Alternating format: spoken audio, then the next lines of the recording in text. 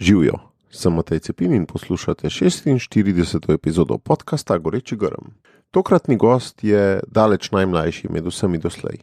Z menoj je namreč 24-letni Tilen Čebulj iz Cerkelj, študent razrednega pouka, ki pa, kot smo to izkusili mnogi, v višjih letnikih študija počne še marsikaj drugega, kot pa zgolj hodi na faks.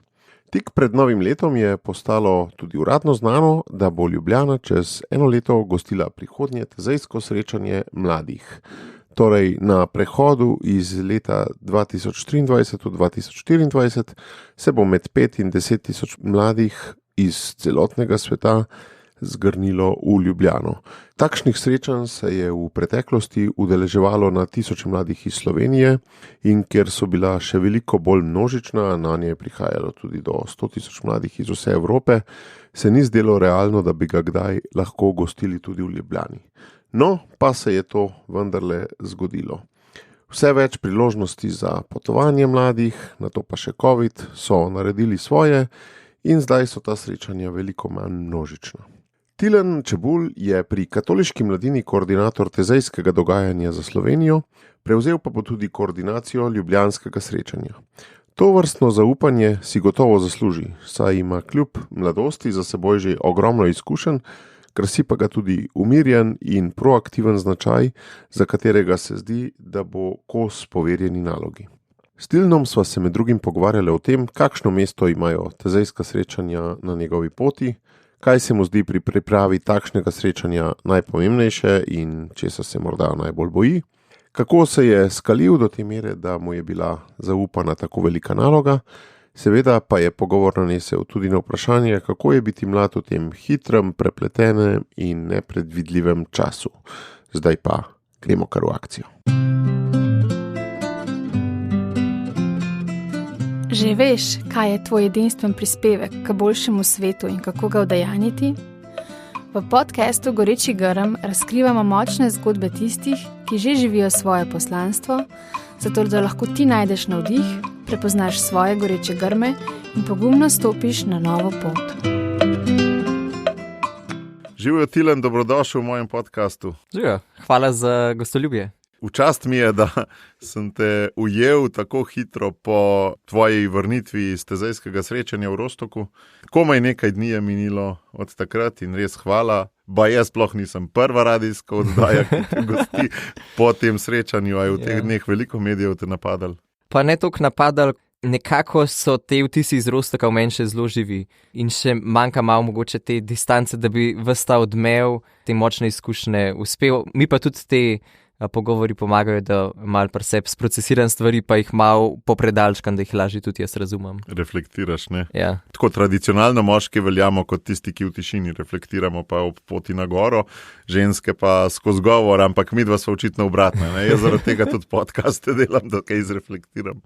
Ja, meni zelo pomaga, ker sam pred sabo zelo hitro lahko pobegnem. Če pa imam še nekoga na drugi strani, me pa včasih ta nekdo drug prisili, da kakšno stvar vidim še bolj zares. Ja, potrebujemo te odnose in drugega kot ogledala, ne? Ja. Je ravno včeraj pater Vitar Vider na zakonski skupini rekel, 3 kralji, ki smo jih ravno kar beležili, so šli iskat modrost, najdli so pa osebo. Ne? In to je pa za nas zakonce rekel, vidva sta tudi iskala uresničitev v življenju, našla sta pa osebo. Ne?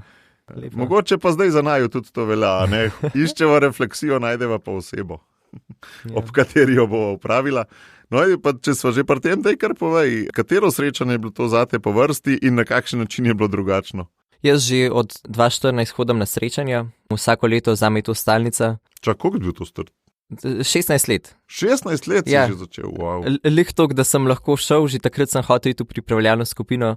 To še ni šlo? Pa še ni šlo, takrat koordinatorka Špela ni pustila, pa potem, ko sva se za nazaj pogovarjala, je rekla, da potem, ko me je spoznala in ko sva se tudi tako postala prijatelja, pravzaprav ji vedno to malo tako v šali naprej vržem, pa ona potem z obžalovanjem zakoplje roke v obraz, pa reče, da ga je tukaj res pobiksala, ampak je bilo tudi tisto eno prekrasno srečanje, mrzlo, hladno, kar je od teh srečanj, evropskih srečanj mladih meni vedno zabavno je to, da so vsi med sabo različna, hkrati pač se program ne spreminja, da je nekak tisti ritem, ki ga srečanja zasledujejo enak, Ampak izkušnja doživetja je pa vedno nekaj drugega. Ta program je kot ena posoda, ne?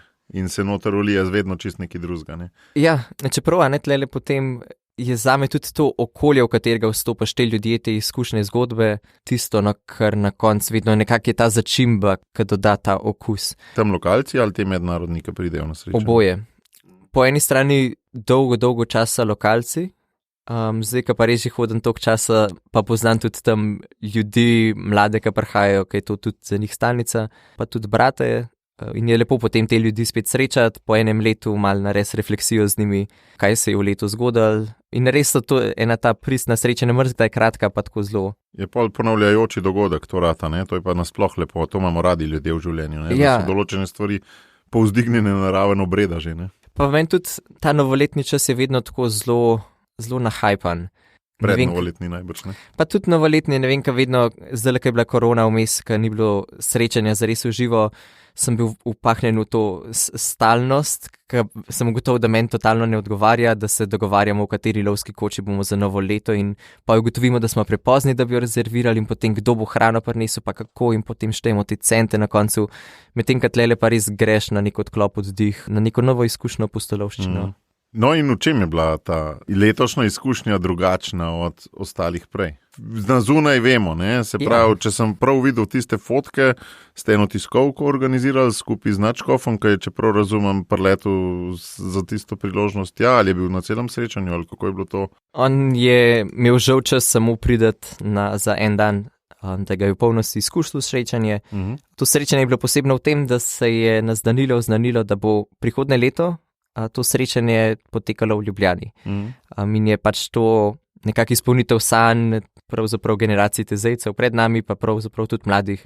To lahko potrdim iz prve osebe, ker ko smo mi hodili v 90-ih, ne, je bilo to tisto, pa vsako leto smo se to sprašvali. Kaj, če bo to enkrat v Ljubljani, pa kako bo 100,000 ljudi prišlo v mesto s 300,000 ljudmi, a ne? In itak logično za to nikoli ne bo, a ne?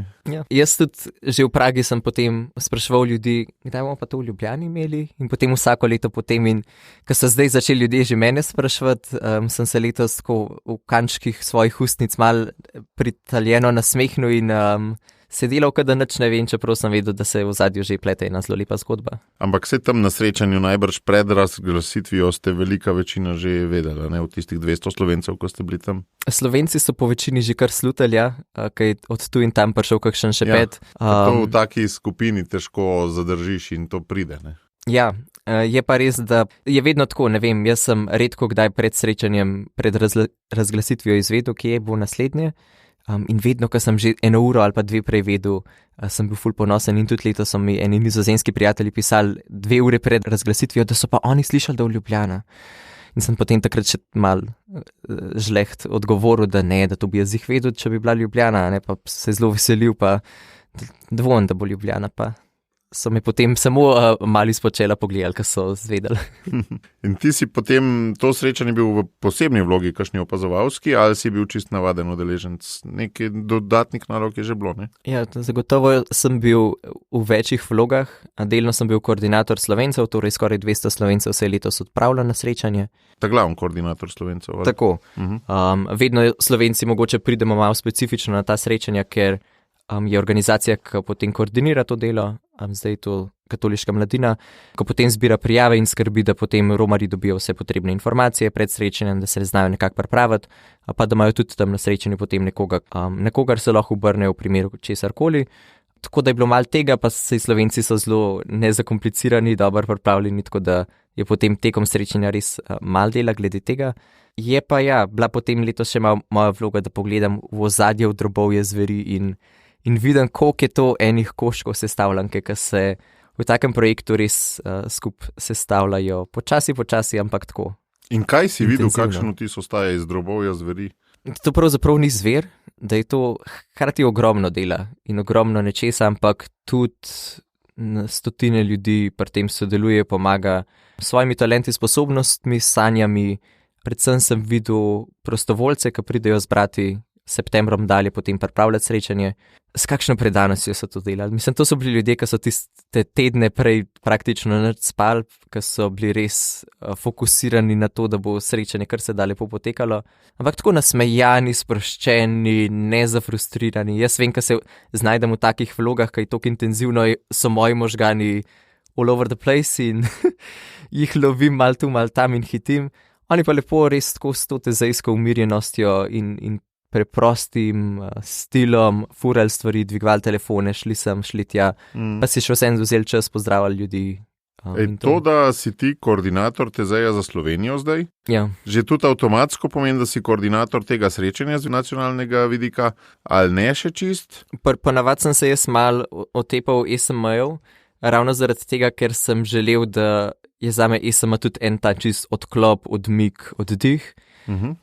Letos pa potem zaradi vseh priprav v Ljubljani, ki bodo s prihodnjim letom in tudi moje vloge v tem procesu, sem rekel, da je fino, da pa mogoče se pa le prepustim in vidim res mogoče malo ta ozadje, pa vse te elemente, ki se morajo poklopiti. No, ampak kakšna bo tvoja vloga čez eno leto? Se to že ve ali se ne ve še? Načeloma je tako, da bom jaz pomagal v sodelovanju s tezejsko skupnostjo, ki bo prišla, torej bratje, ki jo sestavljajo bratje, prostovoljci, kateri pridejo z njimi.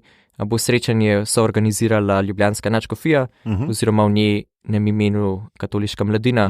In znotraj Katoliške mladine sem jaz potem tisti glavni koordinator, ki bo imel mal pregledan nad stvarmi oziroma nek vezni člen lokalnega okolja, skupnosti in vsega tega. Kakšen pa je odnos med brati pa tem lokalnim organizatorjem pol? A so bratje v resnici, ne, najbrž so bratje tisti, ki pol denar zberejo od romarjev, pa pol tudi vse plačujejo.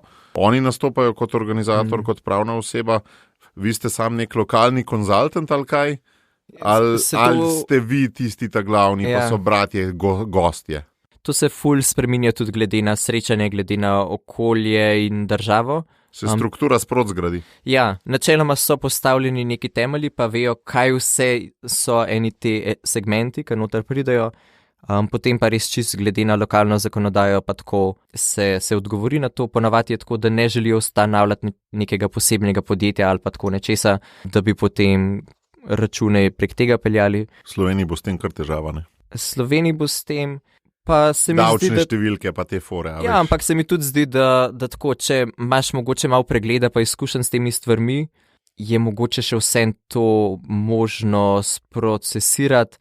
Je pa ja to en segmentno, ki ga gotovo velikrat radi malo spregledamo, pa mogoče zelo po nepoštenem. A veš, vsi tujci, ki pridejo, pa ki se seznanijo v Sloveniji s konceptom original račun, to jim je tako največja učna lekcija v Sloveniji. Ne? Ja, to je nekaj, kar v tujini ne moreš predstaviti. To je neka ta naša posebnost, ampak se mi zdi, da mi, ki zdaj živimo že v tem sistemu, smo se toga privadili, da moraš mogoče samo tujcu res narisati nek miselni vzorec, kako vse to skupaj zdaj sede. Kako pa z tvojega vidika zgleda ta vloga, katera čustva, doživljanja, pa tudi odgovornosti jo spremljajo? Torej, biti oseba, ki povezuje vse skupaj pri tezejskem srečanju novoletnem. Kdaj si to zvedel, kako si to sprejel, a si se kaj odločil, a si kaj cincal, ali je bilo že samoumevno, da to boš, če bo? Odlično vprašanje. Se je to tako po tezejsko rodil, kar ti sta veš, kar naenkrat je ratal, ne? Ne, v resnici je bilo tako, mal pričakovano, pa mal nepričakovano, mal je bila neka želja, mal po drugi strani itak se ne čutiš vrednega neke take vloge. Tako da ja, znotraj tega nekje so se tudi potem moja čustva rojevala, je bil to kar en hud vrtiljak, sploh zaradi tega, ker sem jaz pričakoval. Zdaj tako, no, to srečanje pa je tako organizacijski zalogaj, da se dela lotaš precej prej. Ampak potem, ko smo mi lanskega septembra dobili poziv strani tezejske skupnosti, da se vključimo res v organizacijo, smo bili vsi šokirani, ker nismo pričakovali, da bo to za eno leto naprej se šele začel 16 mesecev prej. Tako da to nas je malo presenetilo, tudi mene osebno, ampak hkrati je bila pa to v meni res ena goreča želja, da bi lahko videl to, če bi lahko pomagal pri tem na kakršenkoli način, sem bil itak najbolj navdušen. In potem še, ko sem bil prepoznan kot posameznik, ki bi imel neke talente za ponuditi v okviru tega, sem bil pa sploh srečen, ko mi je bilo spet izkazano eno zaupanje, ki ga mogoče sam sebi ne bi nujno pripisal pa dal, in je spet to ena milost pri kateri sem se že v teh 4 mesecih ogromno naučil, pa verjamem, da bo še ena res lepa izkušnja, pa ena taka življenjska lekcija. Kaj so bili pa že v teh 4 mesecih taki učni rezultati te pozicije oziroma tega, da si bil v tem vrtincu? Simpatično mi je bilo se pogovoriti s kakšnimi posamezniki, ki so v tem res dolgo sanjali pa to, in jim potem to povedati in videti, kako so te njihove oči zažarele. Da to, kar sem jaz mogel pri sebi znotraj spremljati, sem lahko pri njih na zunaj. Pa so oni vedno mi rekli, ja, Tilen, daj počakva še, da tole zdaj še malo se mi ne gotovo sliši, ne, pa tudi jaz v resnici sem bil tako.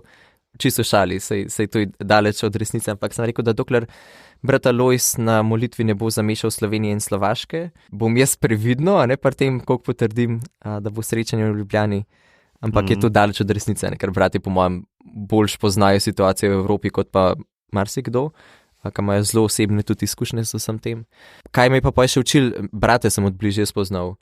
Ugotovil, da so to možje, ki imajo res izvrsten smisel za humor, da so to res prekrasni posamezniki, pa tudi tako odlični ljudje za organizacijo nečesa tazga, ker se znajdeš v zelo različnih kontekstih, ker se moč pogovarjati z mladim, pa potem z nekim cerkvenim dostojanstvenikom, pa potem z nekimi civilnimi oblastmi, v zelo različnih kontekstih, od podjetij pa potem do raznih teh stvari.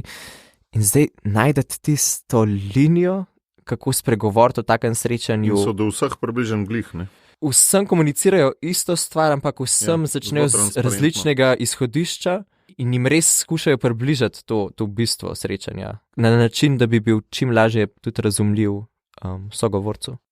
Drugač pa, ko si prej rekel o učkih te generacije, ki so zasijale, ne? Ja. Res je. Jaz se tako, če ostaneva pri metaforiki tega podcasta, ne, v tem v zvezi počutim kot tiste Mojzese, ne, da si moja generacija, tisti Mojzesi, ki pač v obljubljeno deželo nismo vstopili, ne, in smo umrli na njenem robu, ne. Vi ste pa potem tista naslednja generacija Izraelcev, ki je pa že dovolj čista, da v to deželo vstopi, ne. Je bila pa Ljubljana vedno nekaj posebnega v zvezi s tem, ne, še posebej tisto srečanje še pred osamosvojitvijo Slovenije, leta, ne vem, mislim, da 89 ali nekaj tazga. 87, ki je bilo prvo tako v vzhodnji Evropi, tako imenovani, organizirano, in to mi je mnogo ljudi iz tujine že rekli, da kako je bilo pa tisto revolucionarno in prelomno srečanje, ne, tako da Ljubljana ima neko tako zgodovino. Ne, tukaj pa tudi nasplošno, če gledamo, ta generacija mojih sovrstnikov je pravzaprav res dedičene take lepe obljube. Enega zelo lepe zgodbe odnosa, stotine Slovencev in Tezeja. Še pred tem srečanjem 87 so bila neki obiski bratov, iz katerih se je potem marsikaj lepega rodilo. Sploh to srečanje 87 sem pa zdaj v Rostoku, ko sem se pogovarjal tudi s parimi brati, ki so sodelovali. Im ostaje v spominu. Zelo močno. Res eno srečanje, kar rečeš, mislim, meni nepredstavljivo daleč, za njih pa je ena zelo močna izkušnja srečanja pravzaprav tega, da so lahko potegnali en most med vzhodom in zahodom, soočali mlade zelo različnih kontekstov okoli, življenjskih pač pravzaprav razmer, ampak tako res v eni preprostosti izpeljali srečanje za 5000 ljudi, ki bi ga danes zakomplicirali z vseh vidikov in pač so tudi okoliščine, kjer se danes zajdemo drugačne, ampak res kako so takrat in v staro župnišče v Šentvidu bratom je tako ostalo v spominu, da še zdaj, ko jih srečaš, so dober dan, ja. Bila je pa še ena stopnja prej. Jaz sem se osebno pogovarjal z Lojzetom Peterletom, ki je na svojih potovanjih po Evropi se ustavil tudi v Tezeju in je bil to za njega mislim, da je celo v mojem podcastu to omenil, ko sem ga imel, je bil to za njega tudi en velik goreči grm nasploh, za razmišljati sploh o krščanski demokraciji in o vseh teh stvarih. Tako da jaz, mogoče ne čisto realistično, ampak vendarle povezujem tudi Tezeje s slovenskimi osamosvojitvami, ki so se morali nekje sformirati. In mnogi so povedali, da so se sformirali v tujini, kjer so lahko slišali tudi neko krščansko-demokratično misel. Ja. Na tiskovni konferenci v Rostoku je bila najprej oznanjena ta novica v Ljubljani, a potem je pa prišel še Joachim Gauck, bivši predsednik Nemčije, in nakratko tudi pokomentiral to dejstvo, da bo se srečanje odvijalo v Ljubljani in rekel, da sta pravzaprav Slovenija, Ljubljana in Rostok oziroma nekdanja vzhodna Nemčija s čem enaka in da je tudi on, ki je spremljal te procese v Sloveniji, prepoznal lih to željo po temu, da bi res postali del Evrope na drugačen način, kot smo bili prej. In so to tako ene stvari, ki te presenetijo res, kako mogoče je tudi tujina takrat gledala na mal te stvari, ki se dogajajo pri nas. In gotovo so tudi te obiski srečanja Slovencev na tujem v Evropi, pa tudi tujcev pri nas, bila zagotovo nek segment, ki so ta proces oblikovali. Zdaj greva pa še na to, kako si pa sploh ti postal zaupanja vreden, da si dobil to vlogo, ne, koordinatorja srečanja v Ljubljani. Namreč to ni, na nek način tudi ni tako velik preskok zate. Bil si že v ekipi za to svetovno sinodo o mladih, kjer je iz vseh 200 plus držav bil na koncu formiran en odbor 20 mladih, kar pomeni, rečva, ena mlada oseba na 10 držav, a ne? Yeah. In ti si tudi deloval ves čas v tem odboru, oziroma je ta odbor še vedno konstituiran. Yeah. Ja, še vedno deluješ v njem, ne? Torej, ti si na nek način vatikanski mladinski svet, ne? Obstajajo mladinski sveti v vsaki evropski državi, ne? Yeah. Zdaj ga ima tudi Vatikan in imamo 20 mladih iz celega sveta. Koliko pogosto se to dobivate, pa kakšen je vaš dnevni red? Meni je ta zgodba še vedno nekaj nerazumljivega. Nesplošno, da se je v cerkvi kaj takega sploh zgodilo, potem pa, da sem jaz kakorkoli del tega. Celoten proces se je začel nekako s papežem Frančiškom, pa tudi že prej. In sicer se je ugotavljalo, da cerkev zgublja mal stik z mladimi, oziroma da mladi tudi zgubljajo stik s cerkvijo. In so potem se škofje v Rimu odločili, da bojo pač se dobili in en mesec se sedali o mladih, se pogovarjali o mladih in te stvari. To je bila znamenita sinoda o mladih, ne? Ja. Ne sinoda mladih, ampak sinoda o mladih. Ne? Ja, kar je bilo zanimivo v tem je, da ko so pa mladi to slišali, so pa rekli, ja čakajte, tako pač stvar ne gre, ne, pač ne morete se dobiti 70 plus. Nič o mladih brez mladih, ne? Ja, ne morete se dobiti 70 plus letniki in razpravljati o mladih, ki ste jih nazadnje srečali 40 let nazaj in so mladi želeli biti del tega. In je takrat... A to dejansko, to je taka zgodbica kao, ne. Da so mladi dali pobudo za to, ali kaj? No, zagotovo je bilo tlele zrelost tudi posameznih akterjev znotraj procesa sinode, ampak tudi mladi so takrat bili in povzdignali glas. Misliš, da brez pobude mladih samih se to ne bi zgodil ta odbor sploh, ali kaj? A ja, to definitivno ne. Mislim pač ta celotna stvar se je začela, torej že pred sinodo so mladi sodelovali, so prebrali dokumente, so razpravljali o svojih konkretnih življenjskih izkušnjah in potem zaznamovali dokument, o katerem so škofje razpravljali. In tudi potem, ko so škofje videli pravzaprav, kakšen prispevek imajo lahko mladi k celotnemu temu procesu, so rekli, lih na podlagi tega, dajmo mi v Vatikanu zagotoviti, da bo glas mladih lahko slišen, da bomo imeli neko telo, na katerega se bomo lahko obrnili, v primeru, da bomo rabili spet kdaj kakšen nasvet mladih. Oni so takrat zelo z rezervo to vzeli, ne, če bo kdaj še kaj prišlo, bomo na nekoga se lahko obrnili. To je Vatikanski mladinski svet. Jaz sem bil podpredsednik v Sloveniji mladinskega sveta 2 mandata in to je čista paralela. Ne? Ampak lih to, ne, pač tako, zelo z rezervo je bilo takrat. Ko so pa potem dejansko začeli razmišljati in ko je bilo to telo 20 mladih ustanovljeno, je bila to res tabula rasa. Ni se vedel, a bojo kaj počeli, a bomo kaj počeli, ali se nam nič dogajali. Mi smo pa v tem res videli ne zgolj voljo neke birokracije, institucije, ampak voljo Svetega Duha. Jaz vedno, ko so mi potem ljudje sprašvali, kako sem bil izbran v kaj tazga, se mi zdi, da pač ne po mojih kompetencah, ne po moji veri, ne po ničemer, nisem dost kvalificiran, da bi bil del česa tazga. In sem rekel pač, da to upam, da je Sveti Duh, ki deluje, ki nas je izbral in nas je združil. In tudi zdaj, ko gledam to zgodbo, ki je nastala iz tega telesa, verjamem, da to ni nekaj zgolj na človeški ravni, ampak je to Bog posegel v nas. No, ampak kaj, kako konkretno zgleda, koliko pogosto pa... Trudimo se dobivati enkrat na mesec, to so predvsem Zoom srečanja, enkrat na leto se nekako dobimo v živo, vedno je pa to združeno še s kakšno iniciativo, ki se dogaja.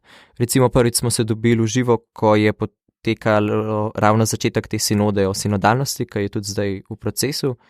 Mi smo bili takrat povabljeni tudi na otvoritev, da poleg kardinalov v prvih 3 vrstah in škofov sedimo še mladi in da je tudi tukaj naš glas slišan. In tudi potem, ko se je ta dvorana razdelila v majhne skupince, smo tam sedeli pomembni kardinali, visoki teologi in ljudje, ki so prebrali čuda in čuda knjig, pa mi mladi, ki bili po svoje brez spet vsake kompetence, razen da je bila naša kompetenca to, da smo šli čez en proces sinode, da smo bili sad sinode, da smo videli, kako je na naše življenje to vplivalo in kakšen res potencial ima tudi to. In da smo trdno verjeli, da to lahko zaznamuje. In potem pač sodelujemo in svetujemo pri raznih programih, pri raznih projektih, kot posvetovalno telo smo primarno.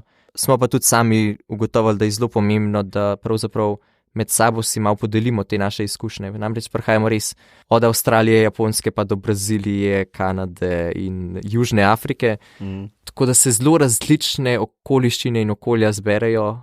Že to, da najdemo uro in termin, ko pač za nekoga v Avstraliji ni prepozno, pa za nekoga na zahodu Kanade ni prezgodaj, je praktično nemogoče. Ampak tudi to seveda ni bila prva stopnička, ampak te je predtem najbrž katoliška mladina imenovala v slovensko ekipo za to sinodo o mladih, ne?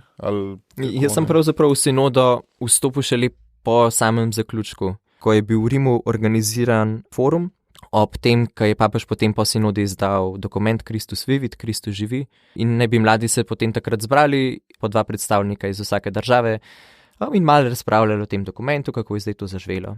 Jaz sem sicer sinodo že prej spremljal, tudi zelo z navdušenjem takrat res gledal, kaj je ta proces, in tudi Kristus Vivit prebral. Kljub temu pa pač sem bil takrat še majhna riba v slovenski mladinski pastorali in zelo malo tudi poznal teren. Tako da takrat, potem, ko sem bil poslan tja, sem bil tako zelo prestrašen, pa zelo zadržano šel tja, kot neka učna izkušnja. Sem rekel, da malo vidim, kaj je po svetu, kaj dogaja, in tudi res na tem dogodku. Koliko je bil takrat star? To je bilo 2019-21 let star. Takrat res sem tam lepo tiho sedel, imel sem beležko, kamor sem se vse lepo pisal in beležil te izkušnje. In ko sem poslušal te mlade, pač to so bili ljudje, ki so imeli res ogromno izkušenj, ogromno znanja, ki so bili posamezniki, da si res rekel z veliko začetnico. In meni ta dogodek totalno sezul. Mislim, takrat sem začutil, da mladi to, kot potem tudi papež piše, niso prihodnost cerkve, prihodnost družbe konec koncev. Mladi so zdaj družbe, so zelo pomemben akter in je lih iz tega tudi pomembno, da so oni zdaj vključeni v te debate. In takrat je bilo meni tudi nek tak mental breakthrough, da me je totalno zaznamoval. Nisem prišel enak nazaj. Je bil eden od gorečih grmov po tej logiki, ne? Zagotovo. Dogodkov, ki so te oblikovali v to, kar si zdaj. To je bil res za mene taka iztočnica, tudi vse pravzaprav, ko se je poje dogajalo. In v kar jaz zdaj mogoče verjamem, pa za kar navijam, je posledica tega. In je posledica te vere v mlade ljudi. In res, to je bilo nekaj takega, ker saj sem prej že imel tudi posameznike, ki so na mlade ogromno dali, pa jim zaupali, ampak nikoli niso tega tako ubesedili. In potem sem videl, da se pač je ta celotna moja nekakšna izkušnja in zgodba, ki sem jo do tistega trenutka preživel, nekako ubesedila, pa dobila nek okvir. In se mi zdi, da sta se te dve resničnosti povezali, da pač ni bil to zgolj nek govor ali pa neka izkušnja, ampak sem tudi iz svojega življenja prepoznal neko resnico v tem. Zdaj povej, kako se je pa vse skupaj sploh začelo, kako si se ti na lokalni ravni kalil v oratorijih, ali si iz večje družine tam v cerkljah, ali pri skavtih, ali v mladinskih centrih, tam je tudi en katoliški mladinski center, ali kako se je zdaj ta Tilen Čebulj oblikoval sploh v prvih 20 letih svojega življenja? Meni se zdi, da je bilo zelo pomenljivo res ta moje lokalno okolje, te moje cerklje, in še danes je to nek tak žegan, ki ga imam, in ta skupnost ljudi, ki se je tam rodila. Nekako je bil moj brat zelo aktiven že takrat v tem mladinskem centru, ki smo ga ustanovili, oziroma je bil ustanovljen, pa potem jaz sem na oratoriju takrat gledal te animatorje, kako so pač neverjetno, mislim, tako meni je bil to res en ideal vzor. In sem se potem kot sam tudi že zelo malo začel vključevati. In tudi ta vodja mladinskega centra, Nataša, je bila tista, ki je zelo pozorno spremljala mlade, ampak res konkretno tudi spremljala njihove zgodbe, ona je bila vključena v naše življenje.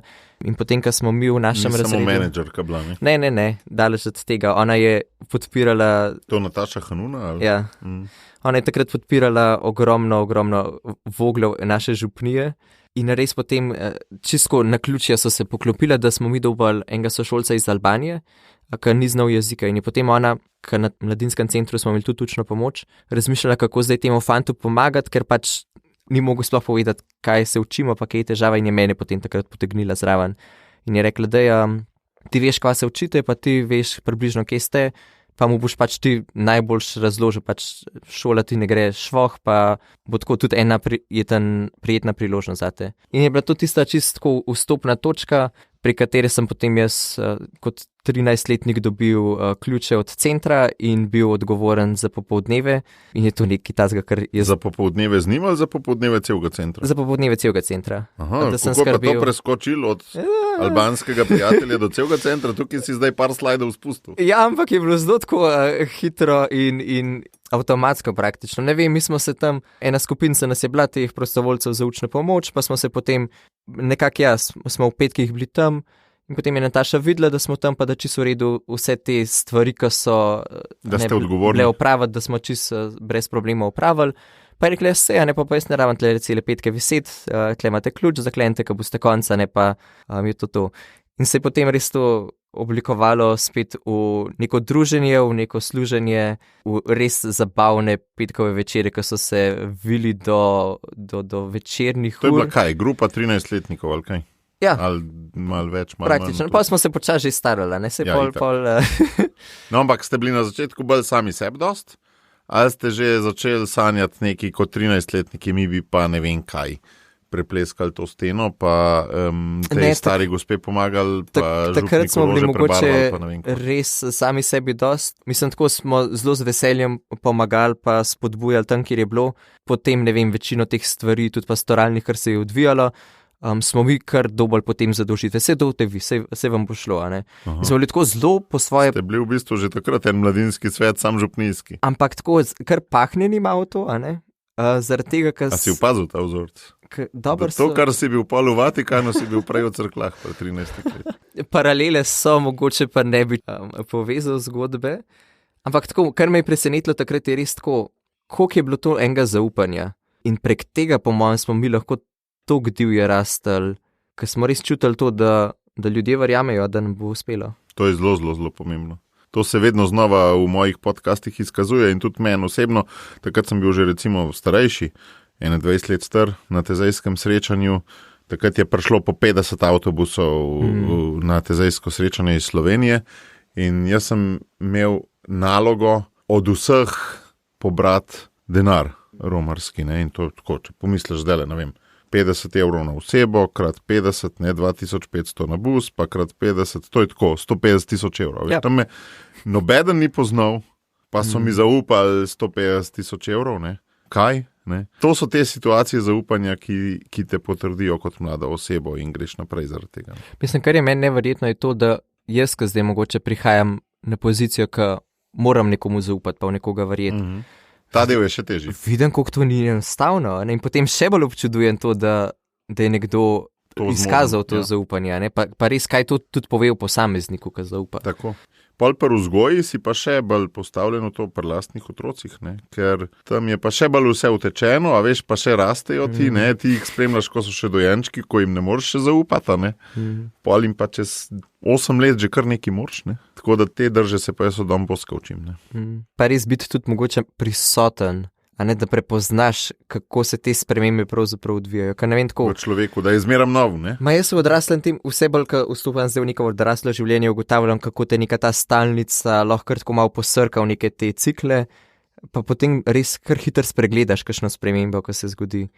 Ja. Medtem, ko se mi zdi pa v vzgoji, je pa ta vigilance, pozornost, ne, opreznost. Dobra beseda, ja. Budnost, ali kako bi rekel, ja. Ja, in to zaupanje vas je kam potem vse peljalo? Kaj so bili recimo vaši projekti pri 15, 16, 17? Recimo takrat je čisto iz nič izraslo, da bi se nas en avto odpeljal v Tezej in smo se napakali v avto in peljali. Takrat smo šli še čez Nemčijo, ko je bilo par evrov ceneje, pa nas je brigala, če nam grejo 4 ure več ali pa to. Nam je bilo važno, v resnici nam je bilo to kul, da smo čim več časa skupaj bili. Mont Blanc je bil že takrat drag. Ja. Mont Blanc je bil že takrat drag. In potem, ko smo se vozili tako od raznih stvari, ne vem, jaz sem potem takrat prvič prišel v stik s Tezejem in ugotovil, koliko so meni tezejske molitve carske in sem potem tudi v župniji začel dal pobudo, da bi se kaj takega organiziral, pa noben ni parjel na to, pa sem jaz rekel na škofijskih v okviru projektne, da bom pač pa to počel, lahko je to moja projektna, da organiziram te zajske molitve in sem potem to začel na župni in je to pač delovalo, ampak kar me je to tudi učilo je to, da ker sem bil jaz predan temu in sem se temu posvetil, je to še nekako pelal, pol pa na neki točki tudi vidiš, da sam mogoče ne zmoreš več ali pa da to res ni na tebi več, da bi to vozil in potem ta težek proces tudi eno stvar pustiti za sabo, pustiti, da stvar po svoje umre, oziroma da se pač neko poglavje zaključi, je bila tudi ena kar zahtevna lekcija, ki po mojem tudi jo je težko velikrat sprejeti, da kakšna stvar vznikne, vzklije, raste, pa potem pride tudi do konca. In veš, tudi jaz zdaj, ko gledam nazaj, ne, določene stvari zgledajo fantastične, ko jih delaš, pa potem umrejo in 20 let zatem ali pa 10 vidiš, da ni nič več od njih. Ne. Določene pa sploh ne zgledajo nič posebenega, pa vidiš, da so spremenili cele sisteme v Sloveniji. Ne.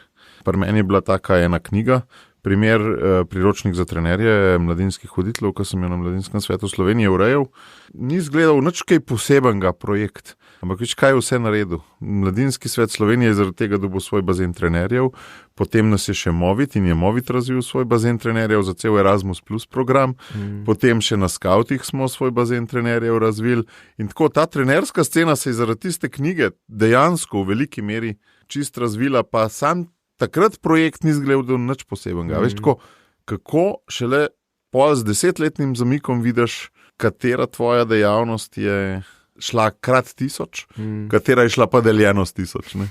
Ja, pa se mi zdi, da v tem kljub semu, tudi če mogoče neke te dediščine na zunaj ni vidne, se pa v posamezniku zdi, saj tako pojka za nazaj gledam, so tako pač te počasne stopničke, ki se nabirajo, ki so potem mogoče nek ta bolj enostaven prehod v naslednje izzive. Tako. Da so bile pač neka tista organizacija takrat, že neki ti prvi koraki. V resnici rodovitna je sam tako vsaka 10. ali pa vsaka 100, ki se je lotaš, a veš, in ne, res. Ja, večina tistih po 4 že obupa. A veš, vse sem 4krat nekaj probo, pa ni šlo in do 10 sploh ne pridajo. Ne? Ampak ti pa vseh teh 9 prej rabaš, da splezaš, tako kot si rekel, na stopničke do 10. Ne? Zdaj, ko si nam predstavil, hvala, ta svoj notranji pogled, lokalne mladinske pastorale, to izkušnjo in pa pol tudi svetovno izkušnjo tvojega pogleda na mlade in cerkev, kako bi zdaj poskušal kot svetovalec, vem, da ti ta vloga ni ravno, da se ne veseliš mogoče tega vprašanja, ampak kaj je po tvojem za narediti mladinsko pastoralo v Sloveniji? Starši najstnikov v Sloveniji smo kar zaskrbljeni, ker vidimo, da prav veliko skupin, v katere bi brez skrbi dal svoje mladostnike, niti ni. Da jim pa želimo dati saj neko tako izkušnjo, kot smo jo mi imeli. Ne vem, izkušnjo neke iskrene molitve, izkušnjo neke skupine, v kateri svoje talente razvijaš, izkušnjo varnih, pa vendar razborljivih potovanj, nekega klatenja po Evropi, izkušnjo ne vem česa, vse želimo dati svojim mladostnikom, ne. Pa vidimo, da tega kar ni. Dobar, to je zdaj moj vidik, zdaj pa kaj pa je tvoj? Kaj ti misliš, da bi bilo treba z mladinsko pastoralo v Sloveniji? Kaj bi bila tista prva prioriteta? Ne obupati. Ne obupati pa se utruditi, ker mladinska pastorala ima ta čar pa to prekletstvo, da imaš vedno pred sabo nove mlade, da tudi če imaš neke pretekle prakse, ki so dobro delovale in odlično funkcionirale, se svet toliko spreminja, se konec koncev tudi mladi toliko spreminjajo, da se tudi ta bazen ti vedno obnavlja. In v tem je zelo težko potem včasih videti ta napredek, ta razvoj, to rast, ker je toliko enih konstantnih sprememb. Ne obupati kdo, to mi zdaj ni čisti jasen, okej, akterji, tisti obstoječi, ampak jaz vidim, da je akterjev mladinske pastorale mogoče celo 5krat manj, kot jih je bilo pred 20 leti. Ja, kdo sploh je tisti, ki ne sme obupati? Velikih je obupal. Ja. In mislim, tako utrudili se, malo so se izželi spraznili, pa sej to je tako zdaj zelo iz glave, ne mislim tako, ne poznam konkretnih zgodb. Misliš veliko župnikov ali veliko redovnih skupnosti ali kdo je obupal? Te so bili tradicionalni dojeti kot nosilci neke mladinske pastorale. Pa se mi zdi, da je mogoče tudi to nek izziv, pred katerega smo zdaj postavljeni, da presežemo to. Mogoče, če se za hiprijan grem naprej, ostavim še tem, kdo zdaj ne obupati, konec koncev tudi ne obupati mladi, ki so mogoče soočeni z okoliščinami v župniji, v nekih teh skupinah, skupnostih, kjer ni ne nekega pravega elana, tistega vzdušja, morda kje tudi smeri. So stvari lahko včasih težke, ampak jaz verjamem, da se tudi prek kakšne te preizkušnje, skozi katero že mlad človek lahko gre, rodi pa potem ravno tista neka gotovost pa prepričanje, kaj je potem odločilno za naprej. Ampak veš, kaj sploh z vsemi tistimi mladimi, ki nimajo okusa? Ker jaz mislim, da večinoma imamo pot tako, ne, da Jezus pokliče, pa ti je z Jezusom ful lepo, pa dobiš neke darove, neke čudovite okuse. In šele pol se ti podaš na neko pot učenčevstva. Ne? Danes mnogi mladi sploh niso deležni, tudi če so mogoče pri skavtih, niso niti deležni tistega pravega okusa neke skupine, neke hoje za Jezusom, neke skupnega doživetja močnega, ko se Sveti Duh razlije na celo skupnost. Ne? A veš, sploh ne proizvedemo toliko mladinske pastorale, ta prave, da bi sploh toliko mladih dobili ta okus, ne? Pri teh številkah sem vedno jaz zelo tako zadržan, ne vem, včeraj sem se pogovarjal z enim kolegom iz Belgije, ki je rekel, da zdaj pa res dobi že vedno pike, ko prebere o krščanskih koreninah Evrope in podobnih stvarih, ker konec koncev, če govorimo o nekih koreninah, ki jih je Evropa dala v krščanstvo, potem govorimo tudi o tem, kar zdaj vidimo v nekih sadovih, ki jih je dalo to v tako krščanstvo zakorenjeni na Evropa. Kar pomeni, da smo sadovi, dediči sadov, ki so jih tudi prejšnje generacije pred nami zasadile in verjetno tudi ta številčnostni model mladinskih skupin je bil na trenutke preveč ali površinski ali preveč splošen, da bi neke konkretne sadove rodil. Morda. Se mi pa zdi, da tukaj je res zelo nehvaležno neke te posplošitve dajati, ker tudi jaz, ki se srečujem zdaj z mladimi, ful drugač je že z njimi se pogovarjati mogoče mi, kot pa, ko sem bil jaz vpleten v te procese pa v te pogovore. Meni je bilo zelo všeč, da je bilo intenzivno, da je bilo res stimulativno in nekaj, kar te je pravzaprav mene zelo to intelektualen vidik je zelo mene noter potegnil in se je potem šele to recimo vtezel meni oplemenitelj še z nekimi konkretnimi doživetji pa izkustvi, dotiki Boga. In se mi zdi, da kar je pomembno, kar tudi konec koncev papež pa sinoda na konc o mladih postavta, je to, da moramo iskati ta balans med tem, da mladim, ki so se mogoče srečali s Kristusom, omogočimo rast, da so za njih na voljo priložnosti, kjer ali prek služenja, ali prek poglobitve, ali prek molitve oni lahko v svoji veri zorijo. Hkrati je pa dimenzija, ki tudi je ključna po mojem in stvar, kjer nam trenutno najbolj svali to, da more pa biti tudi to pričevanje zraven. Da naše krščanstvo, tako kot ta sinoda zdaj poudari ne zgolj občestvo sodelovanja, ampak tudi poslanstvo.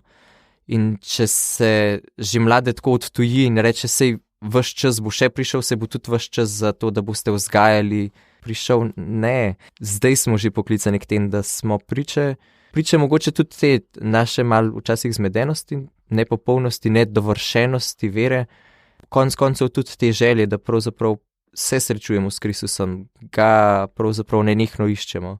Ne vem, zame je beseda iskalec tisteno, ki po mojem povzame mojo pot vere, ko se srečam z mladimi, ki tavajo in ne vejo čisto točno, kje so pa kam grejo, jih zelo močno razumem, ampak jih tudi spodbujam, da ne obupati. Išče naprej, tista želja, ko jo čutite nekje globoko v sebi, tista restlessness, ki nekaj čutiš, da bi mogel biti ustalil, več. Ne? Ja.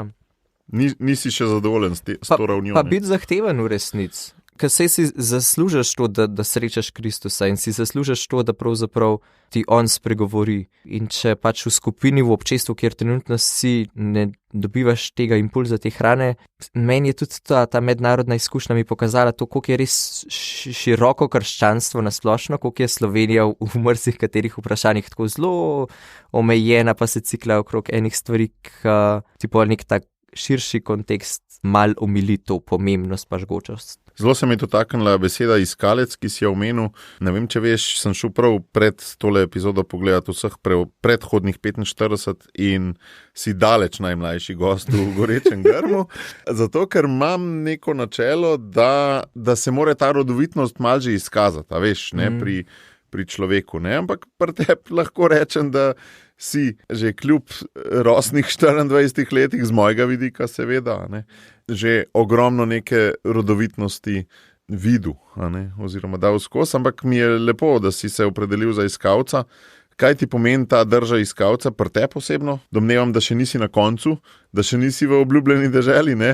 Da tudi poklicno mogoče, ne vem, a se že počutiš poklicno, ti si študiral razredni pouk oziroma ga še, a se počutiš že formiranega, kaj je tisto, kar iščeš oziroma kaj je tisto, kar želiš od sveta in kar bi ti rad dal v svetu? Iskreno ne vem. Pa tudi ugotavljam, da ko sem imel svoje življenje zelo strogo začrtano, je prišel noter Bog, je potrkal in ko sem jaz sam tako potiho priprl vrata, je pač bušnil nek orkan v moje življenje.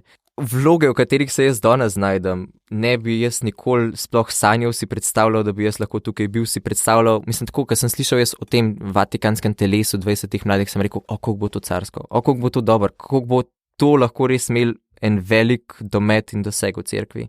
Ampak tudi približno si ne predstavljal sebe v tem. Bog po mojem išče vedno ljudi, ki znajo odpreti, ki znajo pogledati, ki so tisti, ki si upajo mogoče ne ostati v obdobju naslanjača, kot reče papaš, ampak iti na ulice, ne biti parkirani avtomobili, ampak neki aktivni protagonisti konc koncev. Veš, ampak tudi ta element mi je dragocen, ko si rekel, ko sem si življenje strogo začrtal, takrat je orkan butnil v njega, ne? Ker velikokrat z izgovorom te odprtosti ostanemo mlahavi in stvari ne definiramo. Ko pa stvari definiramo, takrat pa Bog pol tudi reče, čak mal ne, čistko pa ne bo šlo in butne, noter. A veš, tako včasih je dobro definirati že zato, da Boga malo sprovociramo, ne. Eden od najmočnejših stavkov ali pa navodil, ki se ga držim v življenju, je bil od tezejskega brata Emila, ki me zdaj že spremlja 22 let, vsakič, ko grem v tišino tja in še kdaj vmes, ko se tudi o marsičem nisem odločil in je rekel, lej, ti zdaj, ko se ne odločiš, si široka reka. Ko se boš pa odločil o kakšni stvari, boš pa ožja struga. Ampak kaj se zgodi s to vodo? Prvič, hitrej pol šiba po ožji strugi, hitrej napreduješ in drugič, ta voda se pol prečisti zaradi te svoje hitrosti, postaneš bolj transparenten, bolj čist, Ta stavek od brata Emila iz Tezeja je meni tako, wow, in ti si ga zdaj na nek način isto povedal, se pravi, ko si zožil svojo strugo, je Bog noter potrkal, Ker velikrat je pa, ne vem, kako pa ti doživljaš to, v tem svetu tveganja in ničesar več, ko ni varno, za vas 24-letnike plus minus 5 let. A mladi sprejemajo odločitve? A postavijo live za 3 leta naprej sploh na nek temelj? Ali rečejo go with the flow, pa bomo videli, kaj bo. Kako ti doživljaš tvojo generacijo? Se mi zdi, da je blazno težko sprejeti odločitev. V tem nekem 6-pasovnem 6G svetu, kjer pač je pretok na splošno, ne zgolj ta moj oseben, ampak svet, ki se to hitro pretaka, je res težko dobiti nekaj oprijemljivega, na podlagi katerega boš res z neko gotovostjo narediti izkorak vere naprej. Ravno zdaj leto sem spoznal enega prijatelja, ki je pa pravzaprav ta njegova neodločnost presegla pa tudi neke te prej ustaljene vzorce, ki sem jih videl. Kaj ga je to res tako okamnilo pa okopalo, da je pravzaprav, ko je sprejel odločitev, jo v trenutku spremenil, spet klical, ko se je odločil za službo, jo je skenslal, šel nekaj drugega in potem spet skenslal, šel nazaj. Se mi zdi, da je res toliko enih težavnosti, v katere je nek mlad človek danes upet, ko sprejema odločitev, da ni enostavno. In se mi zdi, da tukaj je res nuditi neko spremljanje, pomoč, oporo, nekega sopotnika, lahko kateremu izmed mladih spremeni življenje. Bog nekaj je ta naš sopotnik in naš spremljevalec, ampak se včasih zelo težko, tako z neko konkretnostjo, oprijemljivostjo, se držiš nečesa, ampak ne vidiš, je to neka gotovost, ki ni vidna, niste ga videli, pa vanj verujete. In je pač nek konkreten posameznik, ki mogoče takrat v imenu Boga stoji tam ob tebi, tista gotovost, ki se mi zdi, da lahko mladim spremeni njihov življenjski tok. Zanimiv sploh koncept odločitve oziroma pojem odločitve. Recimo odločiti se za stalnega življenjskega partnerja in pol za poroko.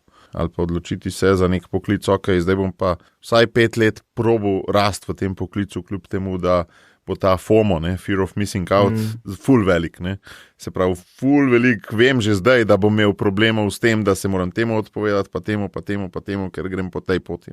Tist, ko se odločiš za eno pot in moraš opustiti vseh ostalih N-1 poti. Kako doživljaš ti, recimo, če greva na tvoje, bi rekel, splošni populaciji, se pravi, tvoji sošolci in sošolke z faksa, ki so najbrž katoličani v takem razmerju kot v svetu, se pravi 10%, recimo. Kako doživljaš sploh koncept odločitve? Mislim, naš faks je v resnici ful zanimiv. Prvič iz tega vidika, da je delež katoličanov mogoče večji, se mi zdi tudi, da je oratorij tukaj imel velik vpliv, ker so se kateri prepoznali v tem delu z otroki, kot pač, da je to nekaj zelo njim bližnjega. Da je dejansko projekt oratorij kriv za povečan vpis katoličanov na razredni pouk? Se mi zdi, da ja. Recimo, ko smo imeli seminarske teme in ko je bil ena od tem tudi Don Bosco vzgojno-preventivni sistem, se je 3/4 rok v predavalnici dvignilo za ta projekt. A veš, kaj je bil prvi stavek moje žene, diplomirane učiteljice razrednega pouka, meni? Kako, a prideš potem danes na mojo predstavitev seminarske v Don Bosco? Tako da, takrat je brez problema dobila to temo, ker je ni noben drug hotel, a veš? Mislim, Don Bosco je res, je bil to meni en teh prvih stvari in tudi, ko gledam moje sošolke, so mogoče one še bolj odločene in prepričane v tem, kar bi one počele v življenju, vse že delajo v šolstvu, tudi zdaj korona je pač prispevala svoje in so že ogromno izkušenj si nabrale. Tako da marsikatera ima že magistrsko napol napisano, medtem, ko sem jaz tele še najbolj med neodločenimi. Ti si tako kot Bill Gates, a veš? Diplomiral mogoče navš, ampak Windows si pa razvil že.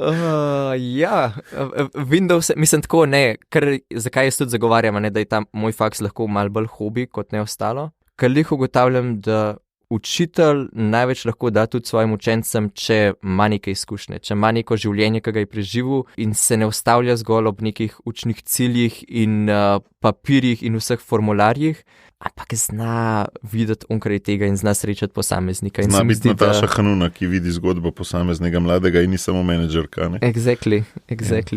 Ali pa ja, mogoče tok menedžer, nek ta res upravnik, ne birokrat. Sej to je to. A veš, razlika je med voditeljem pa menedžerjem, ne? Ja. Voditelj vodi naprej, menedžer pa samo upravlja s papirji in...